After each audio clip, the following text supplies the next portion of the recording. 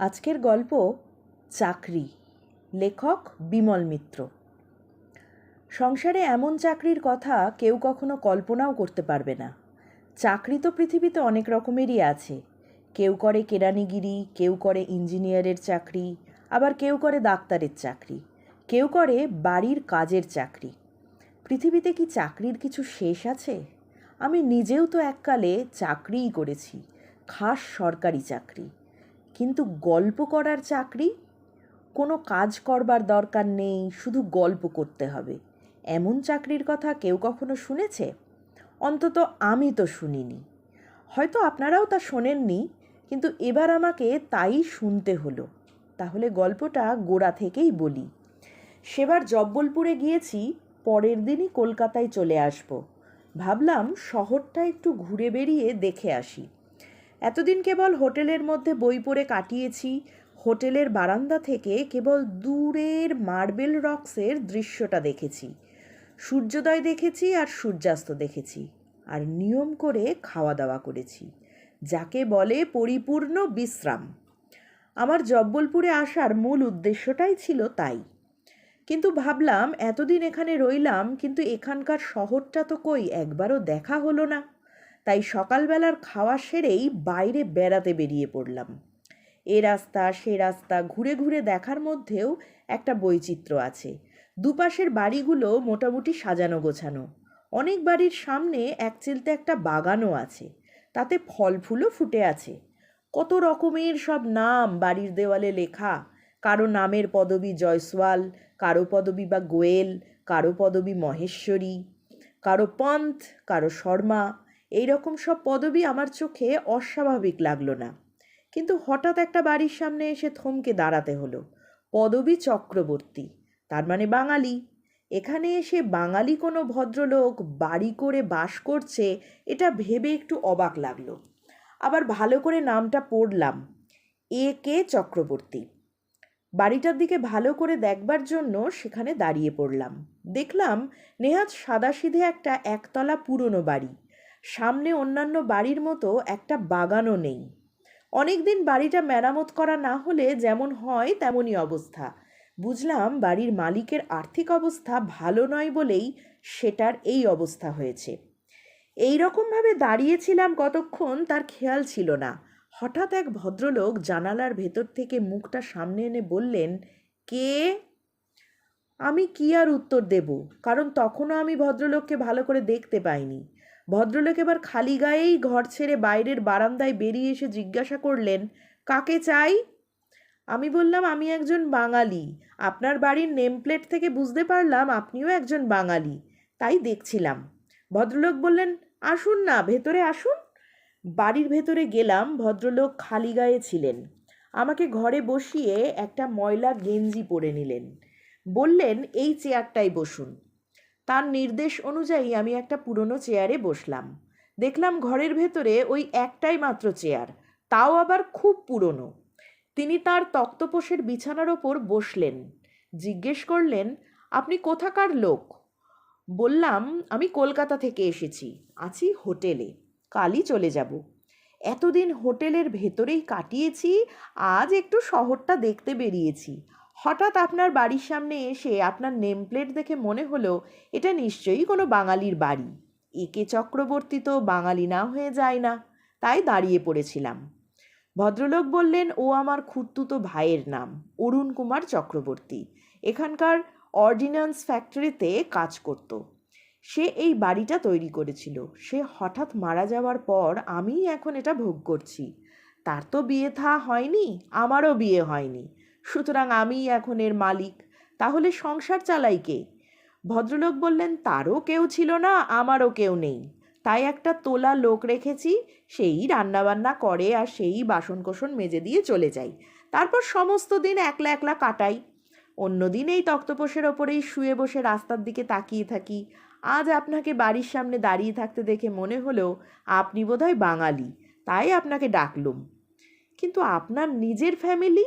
ভদ্রলোক বললেন, আমি বিয়েই করিনি, তো আমার ফ্যামিলি কি করে থাকবে? আর আমার বাবা মা তো ছোটো বয়সেই মারা গেছেন, তখন চাকরি করতাম। প্রায় 65 বছর বয়স পর্যন্ত আমি চাকরি করেছি। কি চাকরি করতেন স্কুল মাস্টারের চাকরি? ভদ্রলোক এবার হাসলেন, বললেন, না, সে এক অদ্ভুত চাকরি। সে চাকরির ব্যাপার আপনি কল্পনাও করতে পারবেন না। তার মানে? ভদ্রলোক বললেন, সে অল্প কথায় বলা যাবে না। পৃথিবীতে এমন চাকরি কেউ কোনোদিন করেনি, করেছি শুধু আমরা জনাচারেক। এবারও কথাটার মানে বুঝতে পারলাম না। বললাম, কি এমন সে চাকরি?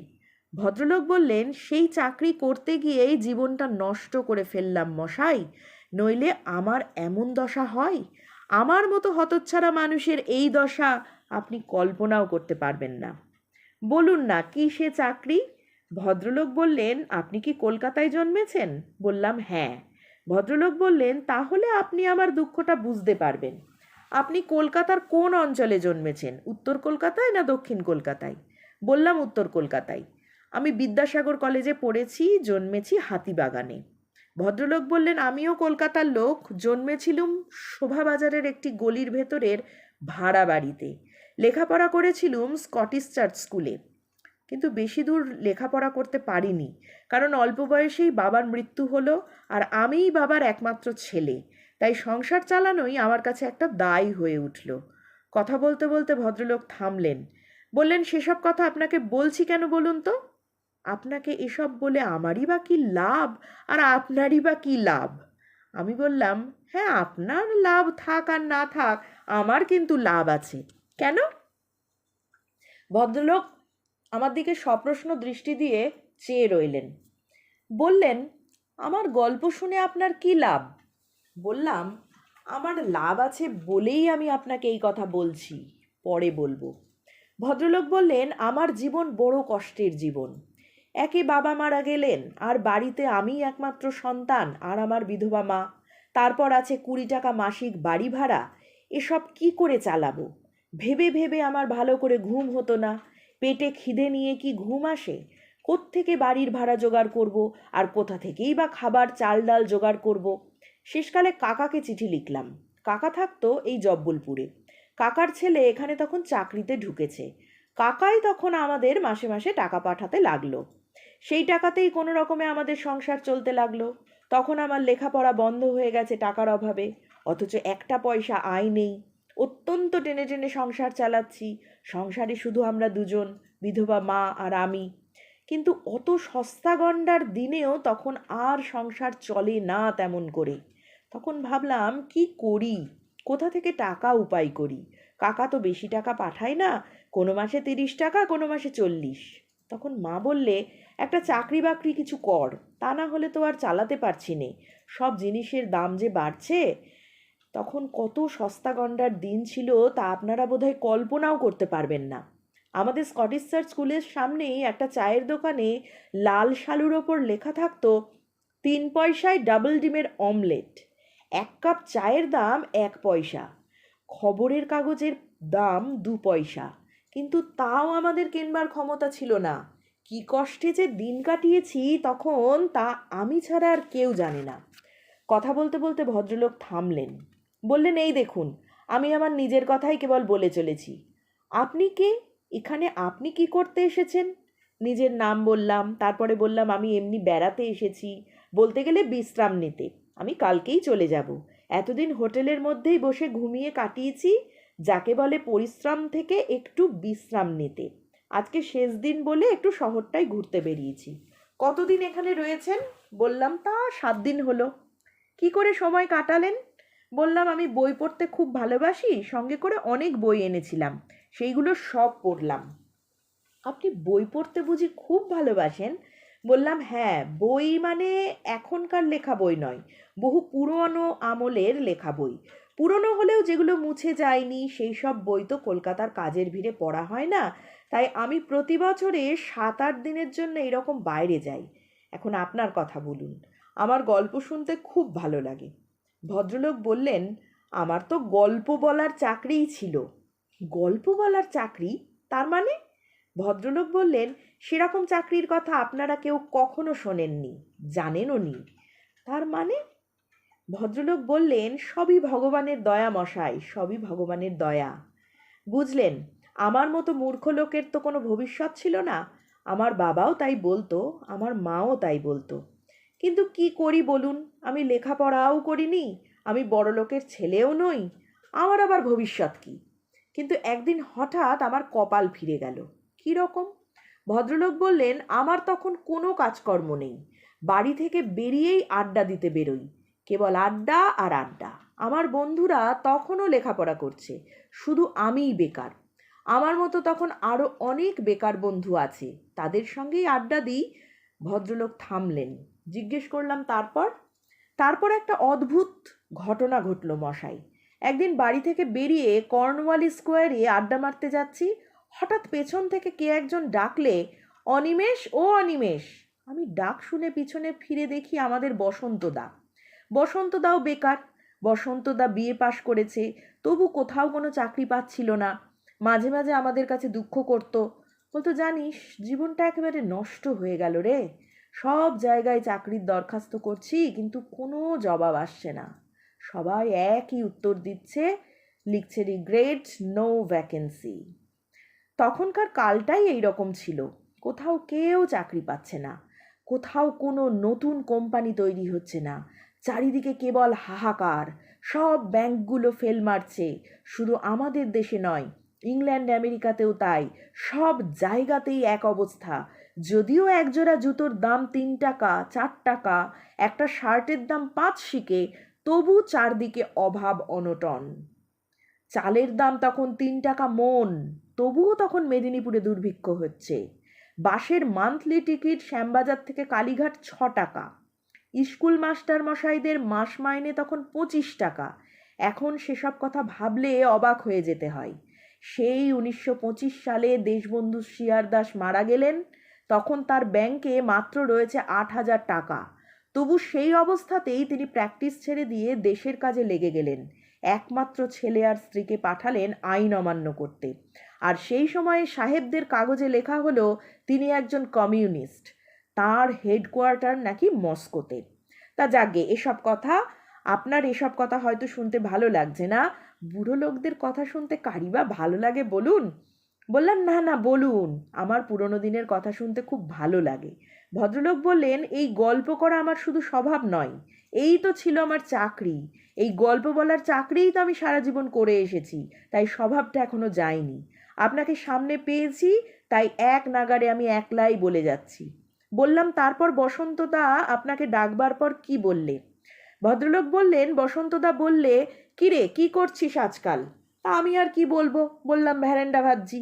কাকা জব্বলপুর থেকে মাসে মাসে টাকা পাঠায়, তাই উপোস করে এখনো মরিনি, নইলে কবে মরে যেতুম। একটা কিছু চাকরি দাও না। বসন্তদা বললে, সেই জন্যেই তো তোকে ডাকলুম। বললাম, আমি লেখাপড়া কিছু শিখিনি, কি চাকরিই বা করব? লেখাপড়া জানা থাকলে ছেলে পড়াতে পারতুম, তাতে মাসে অন্তত 6 টাকা উপায় করতে পারতুম।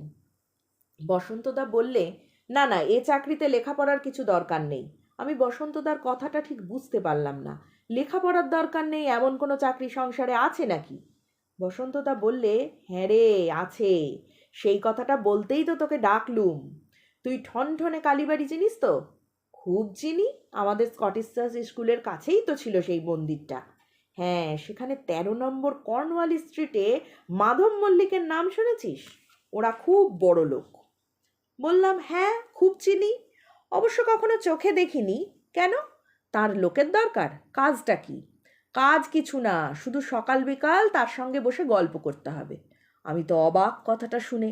জিজ্ঞেস করলাম, কেন গল্প করতে হবে কেন?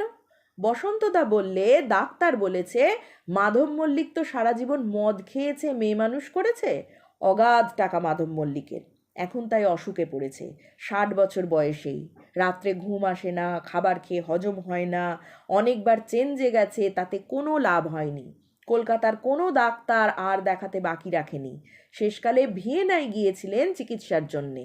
সেখানকার একজন বড় ডাক্তার সব শুনে বলেছেন যে এই রোগের চিকিৎসা নেই, একমাত্র চিকিৎসা হচ্ছে রোজ সকাল সন্ধেয় ইয়াং ছেলেদের সঙ্গে আজে বাজে গল্প করতে হবে, তাতেই নাকি শরীর ভালো হবে। আগে দুধ বার্লি খেয়েও হজম হচ্ছিল না, কম বয়সী ছেলেদের সঙ্গে গল্পগুজব করলে সব রোগ সেরে যাবে। সেই কথাই বললেন মাধব মল্লিকের সরকার মশাই। সরকার মশাইয়েরও তো স্বার্থ আছে এতে, মাধব মল্লিক মারা গেলে তাঁরও তো চাকরি চলে যাবে। জিজ্ঞেস করলেম, আমি একলা গল্প করব? বসন্তদা বললেন, না আমিও আছি, আমরা দুজন হলাম, এরপর আরও দুজনকে জোগাড় করতে হবে। তাও জোগাড় হয়ে যাবে। যা দিনকাল পড়েছে, বেকার ছেলে ছোকরাদের কি অভাব আছে রে দেশে? তা কত করে মাইনে দেবে মাসে? বসন্তদা বললে, মাসে মাসে 4জনকে 30 টাকা করে দেওয়া হবে, তার ওপর আছে জলখাবার। মাধব মল্লিকের তো টাকার অভাব নেই, সে জলখাবার খেলে বাড়িতে ভাত খাওয়ার দরকার হবে না। কথাটা শুনে প্রথমে আমার বিশ্বাসই হলো না। এই বাজারে শুধু গল্পগুজব করে মাসে 30টা করে টাকা রোজগার করা তো হাতে চাঁদ পাওয়ার মতো, প্লাস জলখাবার। বললাম, বসন্তদা তোমায় কি বলে ধন্যবাদ দেব বুঝতে পারছি না। দাও মাইরি, আমার টাকার ভীষণ দরকার, চাকরিটা আমার যেমন করে হোক করে দিতেই হবে, আমার এখন টাকার খুব দরকার। তা সত্যিই একদিন আমার চাকরিটা হলো শেষ পর্যন্ত। শুধু আমি নই, আমি, বসন্তদা, বীরেশ, সুধন্য, এই 4জনের। সকলেই বেকার ছিল তখন। বসন্তদা আমাদের হাতিবাগানের পাড়াতেই থাকতো, আর বীরেশ সুধন্য ছিল অন্য পাড়ার ছেলে, পাথুরে ঘাটার। প্রথম দিন থেকেই আমাদের ছিল এলাহি আদরের ব্যবস্থা। মাধব মল্লিক তাকিয়ায় হেলান দিয়ে বসে থাকতেন। তার তখন 60 বছর বয়স। তার চাকর বিপিন গড়গড়ায় তামাক সেজে আনত। গড়গড়ার নলের মুখটা কর্তাবাবুর হাতে ধরিয়ে দিত। এমনভাবে বিপিন তামাক সাজত যেন প্রথম টানেই ধোঁয়া বেরোয়। নইলে কর্তাবাবু রেগে কাঁই হয়ে যেতেন। বলতেন, এই কি ছায়ের তামাক সেজেছিস? বসন্তদা বলতো, অত রাগ করবেন না কর্তাবাবু, আপনার প্রেশার বেড়ে যাবে। কর্তাবাবু বলতেন, যাগে প্রেশার বেড়ে আগে সুখটান না আগে প্রেশার? সুখটানেই তো মজা রে, বিপিনটাকে এবার ছাড়াতে হবে। আমি বলতাম, বিপিনের কি দোষ কর্তাবাবু? আজকাল তামাকের মধ্যেও ভেজাল ঢোকাচ্ছে দোকানদাররা, বিপিনের দোষ নেই, দোকানিদেরই দোষ। কর্তা বলতেন, তাহলে বিপিন দোকান বদলাক, কে ভেজাল দিচ্ছে আর কে খাঁটি তামাক দিচ্ছে তা কি আমি বুড়ো মানুষ দেখতে যাব? তাহলে বিপিনকে রাখা কেন? এই সরকার মশাইকে ডাক, যা সরকার মশাইকে ডেকে আন। সরকার মশাইকে ডাকা হলো। সরকার মশাই বহুকাল থেকে মল্লিক মশাইয়ের বাড়িতেই চাকরি করে আসছে। সরকারকে দেখে কর্তাবাবু বললেন, এই যে সরকার, তুমি আছো কি করতে? তোমাকে রাখা হয়েছে কি জন্যে শুনি? কে ভেজাল দিচ্ছে আর কে ঠকাচ্ছে তা যদি তুমি দেখতে না পারবে তো তুমি আছো কেন? আজ থেকে তোমার চাকরি খতম। বসন্তদা বললে, সত্যিই তো কর্তাবাবু, আপনি ঠিকই বলেছেন, আসলে বিপিনের দোষ নয়, দোষ ওই সরকার মশাইয়ের। সুধন্য, বীরেশ, আমিও তাই বললাম। কর্তাবাবুর ইচ্ছের বিরুদ্ধে কিছু বলা আমাদের নিষেধ। কর্তাবাবুর চাকরি যখন আমরা করি তখন তার ইচ্ছের বিরুদ্ধে কিছু বললে আমাদেরও চাকরি চলে যেতে পারে। তা সত্যিই সেদিনই সরকারবাবুর চাকরি চলে গেল। তার জন্যে আমরা আর কি করতে পারি? দোষ করলে বিপিন আর শাস্তি হলো সরকারবাবুর। কিন্তু না, দুদিন পরে দেখি আবার সরকারবাবু নিজের ঘরে বসে খাতার হিসেব লিখছে। আমরা 4জনেই এ দৃশ্য দেখে অবাক হয়ে গেলাম। বললাম, কি হলো সরকারবাবু, আপনার চাকরি যায়নি? সরকারবাবু বললেন, না, গিন্নিমা কর্তাবাবুকে বুঝিয়ে বলেছেন, তাই আবার আমাকে ডেকে পাঠানো হয়েছে। আমরা সকলে যখন কর্তাবাবুর আসরে গিয়ে পৌঁছলাম তখন আবার রীতিমতো বিপিন তামাক নিয়ে এলো। একেবারে প্রথম সুখটানেই গল গল করে ধোঁয়া বেরোলো কর্তাবাবুর মুখ দিয়ে। কর্তাবাবু খুব খুশি, বললেন, জানো, সরকারবাবুকে আবার চাকরিতে বহাল রাখলুম। বীরেশ বললে, খুব ভালো করেছেন আজ্ঞে। আমরা সবাই সেই একই কথা বললাম, কারণ তাই বলাটাই নিয়ম। কর্তাবাবু বললেন, আমার গিন্নিও তাই বললেন, জানো, এতদিনের পুরনো লোককে ছাড়ানো উচিত নয়, তোমরা কি বলো? সুধন্য বললেন, গিন্নিমা ঠিকই বলেছেন কর্তাবাবু, এতদিনের পুরনো লোককে ছাড়ানো ঠিক হয়নি। কর্তাবাবু বললেন, তোমরাও সকলে তাহলে তাই বলছো? আজ্ঞে হ্যাঁ কর্তাবাবু, আমরা সকলেই তা বলছি, এতদিনের পুরনো লোককে চাকরি থেকে ছাড়ানো ঠিক হয়নি। কর্তাবাবু বললেন, আসলে গিন্নি বললেন, দোকানদার তো আমাকে ভেজাল দেবে, তাতে সরকারবাবুর কি দোষ? দোষটা তো সরকারবাবুর নয়, দোষটা হলো দোকানদারের। আমিও ভেবে দেখলাম গিন্নির কথাটাই ঠিক, তোমরা কি বলো? আমরা সবাই এক বাক্যে বললাম, গিন্নিমা ঠিকই বলেছেন হুজুর, খুব দামি কথা বলেছেন। তারপর থেকে সবই আগের মতো ঠিক চলতে লাগলো। সরকারবাবুর চাকরিও রইল আর আমাদের চাকরিও রইল। কর্তাবাবু একদিন বললেন, জানো, হ্যাঁ, আমার দাড়িটা আজ কেবল চুল করছে, কেন বলো তো? বসন্তদা বলল, আজকে অমাবস্যা যে কর্তাবাবু, অমাবস্যার দিনে দাড়ি চুলকোনো ভালো। তুমি বলছো ভালো? আমরাও সবাই বললাম, হ্যাঁ, আমাদের সকলের দাড়ি চুল করছে, আজ যে অমাবস্যে। বলে আমরা 4জনেই নিজেদের দাড়ি চুলকোতে লাগলাম। এমন সময় বিপিন এলো হুঁকো গড়গড়া নিয়ে। কর্তামশাই তাকে জিজ্ঞেস করলেন, হ্যাঁ রে বিপিন, তোর দাড়ি চুল করছে? বিপিন শুনে অবাক, বললেন, না হুজুর, আমার তো দাড়ি চুল করছে না। কর্তাবাবু রেগে গেলেন, বললেন, কি বললি? তোর দাড়ি চুল করছে না? জানিস নে আজ অমাবস্যা, আজকে দাড়ি চুল কই? তুই পুরুষ মানুষ না মেয়ে মানুষ? সে হচ্চকিত হয়ে গেল কর্তাবাবুর কথা শুনে। কর্তাবাবু বললেন, ডাক সরকারবাবুকে, সরকারবাবুকে ডেকে দে। সরকারবাবু ডাক পেয়েই এসে গেল। কর্তাবাবু জিজ্ঞেস করলেন, সরকার মশাই, তোমার দাড়ি চুল করছে? সরকার মশাই নির্দ্বিধায় বললেন, হ্যাঁ কর্তাবাবু, আমার দাড়ি চুল করছে। কর্তাবাবু বললেন, এই দেখ বিপিন, আমাদের সকলের দাড়ি চুল করছে, আর তোর দাড়ি চুল করছে না। তুই আসলে পুরুষ মানুষ নোস, জানিস নে আজ অমাবস্যে, আজকে পুরুষ মানুষদের দাড়ি চুল কই? তুই তাহলে হিজড়ে যা, আজ থেকে আর বাড়িতে হিজড়ে পুষবো না। তারপর সরকারবাবুর দিকে চেয়ে কর্তাবাবু বললেন, সরকার মশাই, বিপিনের নাম খাতা থেকে আজ থেকে কেটে দাও, ও হিজড়ে, ওকে আর রাখবো না। হঠাৎ বিপিন ডুকরে কেঁদে উঠল, বললে, হ্যাঁ হুজুর, আমারও দাড়ি চুল করছে, এতক্ষণ আমি বুঝতে পারিনি, বলে দু হাতের আঙুল দিয়ে নিজের দাড়ি ঘ্যাঁস ঘ্যাঁস করে চুলকোতে লাগলো। কর্তাবাবু বললেন, যাক, সরকার মশাই, ওর নাম খাতা থেকে আর কাটতে হবে না, ও যেমন কাজ করছে তেমনই কাজ করবে। যাক, বিপিনের চাকরিটা বেঁচে গেল। তারপর দিন থেকে সে যেমন কাজ করছিল তেমনই কাজ করতে লাগলো আবার। কর্তাবাবু বললেন, তারপর অনিমেষ কি বলছিলে বলো।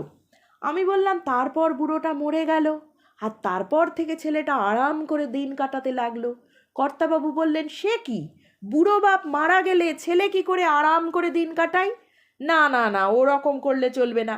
ছেলেটা কেঁদে কেঁদে একেবারে কাহিল হয়ে গেল, সে খায় না দায় না, শেষকালটা বদলে দাও তুমি, ছেলেটাকেও মেরে ফেলে দাও। বললাম, আমিও তাই করতে যাচ্ছিলাম কর্তামশাই, কিন্তু কর্তামশাই মাঝখানেই বললেন, ও কিন্তু টিন্তু নয়, আমি যা বলছি তাই করে দাও, ছেলেটাকেও মেরে ফেলে দাও, বাপ মরলে ছেলে কি করে বেঁচে থাকে তাই বলো আগে। বসন্তদা বললে, ঠিক বলেছেন কর্তামশাই, ছেলেটা বাপের মৃত্যুর শোকে একেবারে গলায় দড়ি দিয়ে আত্মহত্যা করে মরল। কর্তামশাই বলল, বসন্ত, তুমি ঠিক বলেছ, অনিমেষ কিছু জানে না। সুধন্য বীরেশ ও কর্তাবাবুকে সাপোর্ট করে বললে, হ্যাঁ কর্তামশাই, অনিমেষ কিচ্ছু জানে না, আর বাপ মারা যাবেই না মোটেই, বাপকে বরাবর বেঁচে থাকতেই হবে। কর্তামশাই বললেন, হ্যাঁ, বাপকে বাঁচিয়ে তোল অনিমেষ, অ্যালোপ্যাথিতে না হয় হোমিওপ্যাথিতে বাঁচিয়ে তোলো, না হয় কবিরাজকে ডেকে এনে আয়ুর্বেদিক ওষুধ খাইয়ে বাঁচিয়ে তোলো। শেষ পর্যন্ত আমি তাই করলাম, বাপকেও বাঁচিয়ে রাখলাম, ছেলেকেও বাঁচিয়ে রাখলাম। কর্তামশাই খুশি হলেন, সঙ্গে সঙ্গে অর্ডার দিলেন আমাদের চারজনের জন্য মিষ্টি আনতে। আর সে কি সাধারণ মিষ্টি, একেবারে বিপিন ঘোড়ার গাড়ি নিয়ে দৌড়লো গ্রে স্ট্রিটের সবচেয়ে নামজাদা ঘোষ ব্রাদার্সের মিষ্টির দোকানে। সেখানকার 50 টাকার সন্দেশ, আগে অমন সন্দেশ চোখেই শুধু দেখেছি, খাইনি কখনো। বসন্ত তার দয়াও, সে খাবারও কপালে জুটল। এই রকম করেই আমাদের চাকরি চলছিল। মাসে মাসে সবাই 30টা করে টাকাও পাচ্ছিলাম, আর খাওয়াও পাচ্ছিলাম। তার ওপর কাজটাও সোজা, কোনো লেখাপড়ার দরকার ছিল না সে চাকরিতে। তারপর আমার মা একদিন মারা গেল। মাকে শ্মশানে গিয়ে পুড়িয়েই আবার সেই অবস্থাতেই মল্লিক মশায়ের আসরে গিয়ে হাজিরা দিতে গেলাম। একদিনের জন্যও কামাই করিনি চাকরিতে। কামাই করলে যদি চাকরি চলে যায়, এই রকম করে কোথা দিয়ে যৌবন কেটে গিয়ে বার্ধক্যে পৌঁছে গিয়েছিলাম তার হিসেব রাখবার সময় পাইনি। এরই মধ্যে কর্তামশায়ের ছেলের বিয়ে হলো একদিন।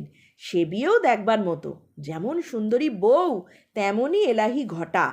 3 দিন ধরে লোক খাওয়ানো। মল্লিক মশায়ের বেয়াই মশায়ের বাড়িতে নেমন্তন্ন হয়েছিল আমাদের, সেখানেও রাজসিক খাওয়া। কর্তামশায়ের বাড়িতেও হাজার হাজার লোকের রাজসিক খাওয়া। কিন্তু হঠাৎ একদিন সকালে গল্প করতে গিয়ে শুনি আগের রাত্রে নাকি কর্তামশাই মারা গেছেন।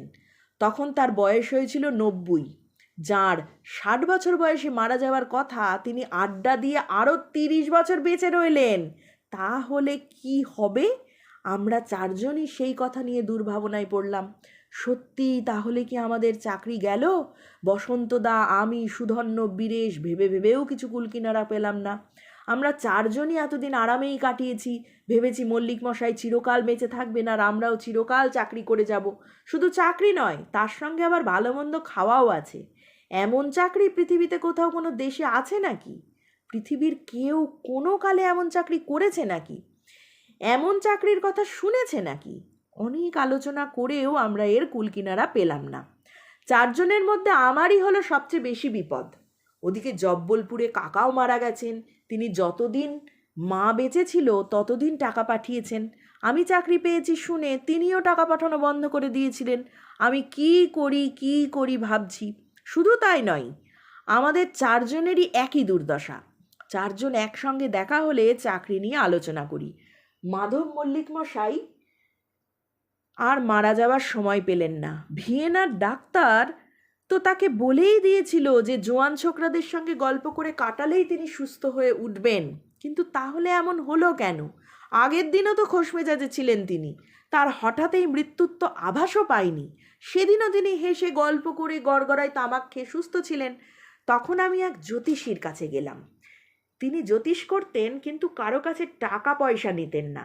তিনি হাত দেখে বললেন, না, ভয় নেই, এখন তোমার চাকরি গেলেও আবার তোমার চাকরি হবে। আমি জিজ্ঞেস করলাম, কি করে? তিনি বললেন, কি করে চাকরি হবে তা বলতে পারবো না, তবে তোমার এখনো কর্মযোগ রয়েছে। তা জানেন, আশ্চর্য মশাই, আশ্চর্য! এমন করে জ্যোতিষ সত্যি হবে তা বুঝতে পারিনি। তা হঠাৎ একদিন বসন্তদা আমার বাড়িতে এসে হাজির। আমি তখন ভাত রাঁধছি, কারণ কিছু না কিছু তো খেতেই হবে। হোটেলে খাওয়ার তো পয়সা নেই, তাই যা কিছু পয়সা জমেছিল তাই দিয়ে শাক পাতা কচু ঘেঁচু বাজার থেকে কিনে রান্না করতুম আর খেতুম। হঠাৎ বসন্তদার ডাক শুনে বাইরে এলুম। বসন্তদা বললে, অনিমেষ, একটা জব্বর সুখবর আছে রে। বললাম, কি খবর? বসন্তদা বললে, সকলকে খবরটা বলে এবার তোর কাছে বলতে এসেছি। আমাদের সকলের চাকরি আবার হবে। তার মানে? বসন্তদা বললে, আজ সকালেই সরকার মশাই লোক দিয়ে আমাদের বলে পাঠিয়েছে আবার আগেকার মতো সকাল বিকেল মল্লিক মশাইয়ের বাড়ি যেতে হবে। কি করতে? সেই আগেকার মতন গল্প করতে। আমি তো অবাক। বললাম, সে কি? কি করে হবে? মল্লিক মশাই তো মারা গিয়েছেন, কার সঙ্গে গল্প করব? বসন্তদা বললে, গিন্নিমা নাকি স্বপ্ন দেখেছেন কাল রাত্রিরে। মল্লিক মশাই নাকি স্বপ্নে গিন্নিমাকে বলেছেন যে তুমি ওদের সবাইকে চাকরি থেকে ছাড়িয়ে দিলে কেন? তুমি কি ভেবেছো আমি মরে গিয়েছি? ওরা সবাই যেমন আগে আসতো তেমন আবার আসবে, আর আগেকার মতো গল্প করবে, আর যেমন জলখাবার দিতে তেমনই দেবে, আর যেমন মাসোহারা পেত তেমনই মাসোহারাও পাবে। কালকেই আবার ওদের সবাইকে ডেকে পাঠিও। বসন্তদার কথা শুনে হতবাক হয়ে গেলাম, কিন্তু হতবাক হলেও আনন্দও কম হয়নি। বাঙালিরা কারবার করতে শেখেনি, কেবল চাকরি করতেই শিখেছে। তাই খবরটা পেয়ে তখনই আবার আমরা সবাই আগেকার মতো মল্লিক মশাইয়ের বাড়ি গেলাম। গিয়ে দেখি সেই ঘরে মল্লিক মশাইয়ের একটা বিরাট ছবি দেওয়ালে হেলান দিয়ে রাখা রয়েছে। আমরা ঠিক আগে যে যে জায়গায় বসতাম তেমনই বসলাম, আর নিজেদের সঙ্গেই নিজেরা গল্প করতে লাগলাম। বিপিনও গড়গড়ায় তামাক সেজে আনলো, এনে নলটা মল্লিক মশাইয়ের ছবির মুখের ওপর ছোঁয়ালো। আমরা সেই আগেকার মতোই আবার গল্প করতে লাগলাম, আর ঠিক সেই সময়ই বিপিন আমাদের জন্য গরম লুচি, আলুর দম, রসগোল্লা, রাজভোগ নিয়ে এসে আমাদের সামনে রাখলো। আমরা আগেকার মতোই সেগুলোর সদ্ব্যবহার করলাম। আবার ঘড়িতে ঠিক যখন 12টা বাজলো, তখন আমরা আগেকার মতোই যে যার বাড়িতে চলে এলাম। আবার বিকেল 4টের সময় আমরা সবাই মল্লিক মশাইয়ের ছবির সামনে গিয়ে আগেকার মতো বসলাম। আবার বিপিন আগেকার মতো হুঁকো গড়গড়া নিয়ে হাজির হলো, নলটা মল্লিক মশাইয়ের ছবির মুখে ছোঁয়ালো। আবার সকালবেলার মতো বিপিন জল খাবার নিয়ে এলো, গরম গরম লুচি, আলুর দম, রসগোল্লা, সন্দেশ এনে রাখলে। আমরাও আগেকার মতো সব চেটেপুটে খেয়ে ফেললাম। এই রকম চাকরি পৃথিবীতে কেউ কখনো করেছে আপনিই বলুন? সব কথা বলতে অনেক সময় লাগবে। কর্তামশাই মারা যাওয়ার পরও যতদিন গিন্নিমা বেঁচে ছিলেন ততদিন এই রকম চলল। আমরাও এই চাকরি চালিয়ে গেলাম, প্রায় 15 বছর এই রকম চলল। আমরা যাই, খাই আর গল্প করি, এবেলা ওবেলা দুবেলা। মাসে মাসে সরকার মশাই মাইনেও ঠিক আমাদের হাতে হাতে দিয়ে যেত। কিন্তু হঠাৎ একদিন গিন্নিমা মারা গেলেন, তখনই আমাদের মাথায় বাজ ভেঙে পড়ল। মাধব মল্লিক মশাইয়ের ছেলে বিজয় মল্লিক আর তার স্ত্রীও অবশ্য বেঁচে ছিল। সে কি আমাদের আর রাখবে? সে কি বাবার মতো আমাদের খাবার দিয়ে মাইনে দিয়ে পুষবে? সে তো আমাদের ভালো চোখে দেখতো না। বসন্তদাকে জিজ্ঞেস করলাম, এবার কি হবে আমাদের বসন্তদা? আমাদের কি চাকরি তাহলে চলে যাবে? কিন্তু গিন্নিমা মারা যাওয়ার পরও সরকার মশাই আমাদের পাওনা মাইনে ঠিক ঠিক দিয়ে গেল। শ্রাদ্ধের নেমন্তন্নও হলো ঠিক সময়ে। আমরাও আগেকার মতো মল্লিক মশাইয়ের ছবির সামনে গল্পগুজব করতে লাগলাম। আর বিপিন এসে যথারীতি গড়গড়ার নল নিয়ে এসে কর্তামশাইয়ের মুখে ছোঁয়ালো, যেমন আগে করতো সে। আমরা চারজন নিয়ম মতো আবার গল্পগুজবে মেতে রইলাম। আবার যথাসময়ে বাড়ি চলে এলাম। তারপর আবার গেলাম বিকেলে, যেমন আগে করতাম। গিন্নিমা মারা গেলেও আমরা আমাদের কর্তব্য কাজের কখনো খেলাপ করিনি। মাসের প্রথম মাইনেও পেয়ে যেতে লাগলাম। এমনি করেই চলছিল। ভেবেছিলাম এই রকম করেই সারা জীবনেই চাকরি করে কেটে যাবে। কিন্তু হঠাৎ একদিন একটা আশ্চর্য ঘটনা ঘটল। একদিন আমি সকলের আগে চলে এসেছি, তখন বিপিন এসে আমার হাতে একটা খামে মোড়া চিঠি দিয়ে গেল। কিসের চিঠি? ভাবলাম খামটা খুলে দেখি, কিন্তু ভাবলাম যদি কিছু গোপনীয় কথা থাকে ভেতরে। তাড়াতাড়ি বাড়িতে এসেই খামটা খুলে ভেতরের চিঠিটা পড়লাম। অদ্ভুত চিঠি। এমন চিঠি জীবনে আমি কখনো কারো কাছ থেকে পাইনি। চিঠিতে লেখা আছে, অনিমেষবাবু, আমাকে আপনি চিনবেন না। আগামী বুধবার জ্যোতি সিনেমার সামনে রাত 9টা নাগাদ দাঁড়িয়ে থাকবেন। আপনার সঙ্গে আমার অনেক গোপনীয় কথা আছে। ইতি। চিঠির নিচে কারোর নাম নেই। চিঠিটা বারবার পড়লাম। কে লিখেছে চিঠিটা? পত্রলেখিকাকে কি করে চিনবো আমি? মেয়েলি হাতের লেখা দেখে বোঝা গেল কোনো মেয়েরই হাতের লেখা। চিঠিটা বারবার পড়েও কোনো মানে উদ্ধার করতে পারলাম না।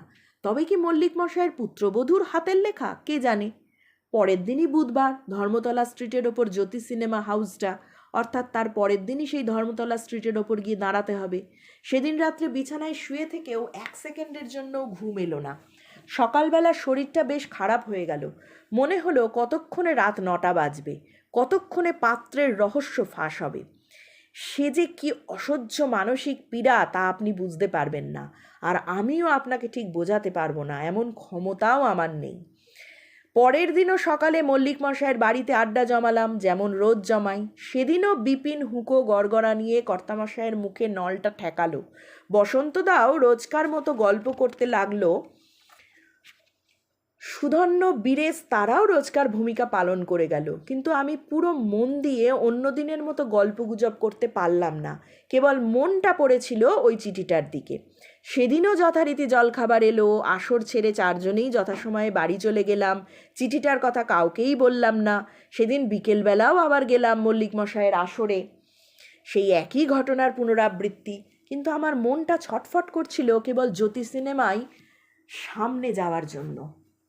কেবল মনে হচ্ছিল সেদিন বোধহয় পৃথিবীর কোনো ঘড়িতে আর রাত 9টা বাজবে না। কেবল ঘড়ির দিকে তাকাচ্ছিলাম আর দেখছিলাম কটা বাজলো। একসময় আসর ভাঙল। বসন্তদাকে বললাম, আমি যাই বসন্তদা, আজ আমার একটু তাড়া আছে। বসন্তদা বললে, হ্যাঁ যা। তখন দেখলাম ঘড়িতে 8টা বাজে। আর দেরি করা চলে না। যে বাসটা সামনে এলো তাতেই উঠে পড়লাম। বাসটা জোরেই চলতে লাগলো, কিন্তু তখন আমার মনের এমন অবস্থা যে মনে হলো যেন বাসটা বড় আস্তে আস্তে চলছে। তারপর ঠিক জ্যোতি সিনেমার সামনে আসতেই আমি বাস থেকে লাফিয়ে নেমে পড়লাম। দেখলাম তখন ঘড়িতে 8:30। আমি ফুটপাতের ওপর দাঁড়িয়ে রইলাম। সময় যেন আর কাটতে চাই না তখন। 9টা যেন আর সেদিন বাজবে না। হঠাৎ দেখি বসন্তদাকে দেখে তাকে এড়িয়ে লুকিয়ে পড়তে যাচ্ছিলাম, কিন্তু তার আগেই বসন্তদা আমাকে দেখতে পেয়েছে। বললে, কিরে অনিমেষ, তুই এখানে? আমি উত্তরে কি বলবো বুঝতে না পেরে বললাম, তুমি এখানে কেন? বসন্তদা বললে, আমার একটা কাজ ছিল এখানে। কিন্তু তুই এখানে কেন? আমিও বললাম, আমারও একটা কাজ ছিল। কি কাজ? বললাম, একজন আমার সঙ্গে দেখা করতে আসবে এখানে।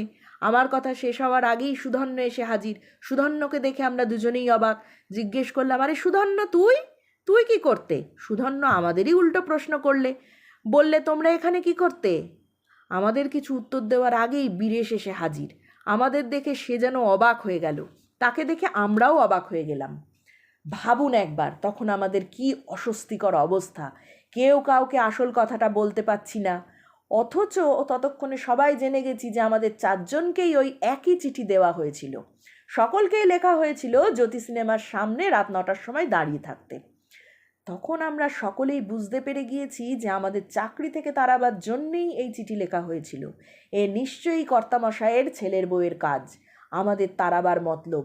সোজা কথায় চাকরি থেকে ছাড়িয়ে দেওয়ার বদলে এই বাঁকা পথ নেওয়া হয়েছে, যাতে সাপও মরে আর লাঠিও না ভাঙে। অনিমেষবাবু এবার থামলেন। আমি জিজ্ঞেস করলাম, তারপর? অনিমেষবাবু বললেন, তারপর আর কি? তারপর কলকাতার পাট চুকিয়ে আমি এখানেই জব্বলপুরে চলে এলাম। আমার অত বছরকার চাকরিতে তো পেনশন নেই, প্রভিডেন্ট ফান্ডও নেই, তাই আমার খুড়তুতো ভাইয়ের কাছে এসে আশ্রয় নিলাম। আর তখন বিয়েও হয়নি, বিয়ের কথা সবে ভাবছিল, তাই এই ছোট বাড়িটাও সে তৈরি করেছিল।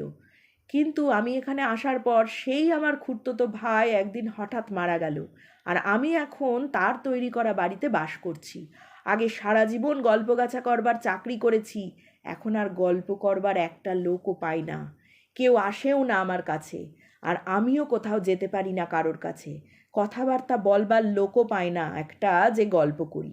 অনেক বছর পরে আপনি এসে গেলেন, তাই এতক্ষণ কথা বলবার লোক পেলাম। আমি বললাম, আজই আমি হোটেল থেকে প্রথম বেরোলাম, তাই আপনার সঙ্গে একটু কথা বলতে পারলাম। আপনাকে দেখে আমার পৃথিবী দেখা হয়ে গেল।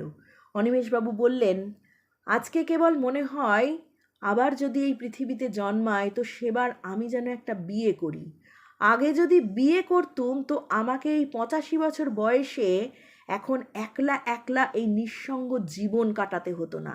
ঘরে ছেলে মেয়ে নাতি নাতনিতে ভরে থাকতো, আমাকে দেখাশোনা করবার জন্য কিছু লোক অন্তত থাকতো। সেদিন কি ভুলই যে করেছি, আর তাই আজ সেই ভুলের জন্য আমাকে এত ভুগতে হচ্ছে। জীবনের 65টা বছর গল্প করে নষ্ট করেছি, আর এখন একটা গল্প করবার লোক পর্যন্ত পাই না। আপনি আজ হঠাৎ এসে হাজির হলেন, তাই আজকের দিনটা বহুকাল পরে বড় আনন্দে কাটলো। অনেকক্ষণ গল্প করার সুযোগ পেলাম। এখন প্রথম বুঝতে পারছি যে টাকার চেয়ে ভালোবাসা অনেক দামি জিনিস। এর পরের দিনই আমি জব্বলপুর ছেড়ে চলে এলাম। জব্বলপুরে যেতে আর হোটেলে থাকতে আমার প্রায় 1000 টাকা খরচ হয়ে গিয়েছিল। আসবার সময় মনে হলো আমার যেন 5 লাখ টাকা লাভ হয়ে গেল, কারণ আমার চিরকালের ধারণা যে টাকার চেয়ে ভালোবাসা অনেক দামি, তারই সমর্থন আর একবার পেলাম অনিমেষবাবুর জীবনের গল্প শুনে। ধন্যবাদ।